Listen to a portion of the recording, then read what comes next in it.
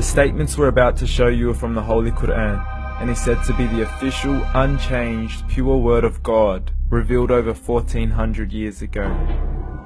Claiming to be the word of God is a heavy statement, and without proof, or if a single contradiction is found within the book, the apparent word of God will be proven false. So without further ado, let's put the book to the test. In the 23rd chapter, titled The Believers, from the 12th to the 14th verses, God is said to give a detailed description of how the human being is formed. It begins by saying, "We then placed him as a sperm drop in a place of settlement, firmly fixed. Then we made the drop into a alaqa." We will translate this word very soon. "And then we changed the alaqa into a lump. Then we made out of that lump into bones. And then we clothed the bones with flesh. Then we caused him to grow and come into being and attain the definitive human form."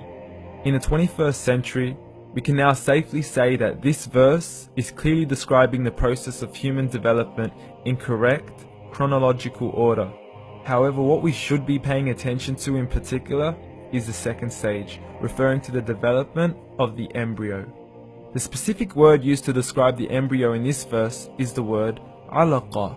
The word alaqa, when translated into English, can mean three separate things. Firstly, a blood clot, or to be suspended, that is to be hanging or clinging to something, or thirdly and finally, a leech. Now, all three definitions don't come anywhere near what we perceive to be the human embryo. So, why are these words used, and what significance do they share with the human embryo? Can the embryo be described as a blood clot?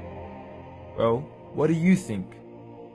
In the 3rd week of embryonic development, a tubular heart joins with the blood vessels to form a primordial cardiovascular system, and by the end of the 3rd week, the blood is circulating and the heart begins to beat on day 21. The first thing that comes to mind in regards to being suspended or hanging is the umbilical cord. But we can't use that example because we are simply referring to step 2, before the baby has even formed.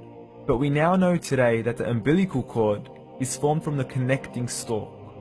And the connecting stalk is formed as soon as the embryo is formed. The embryo's connecting stalk has even been described by John Allen and Beverly Kramer as an object to suspend the developing embryo in the extra embryonic column.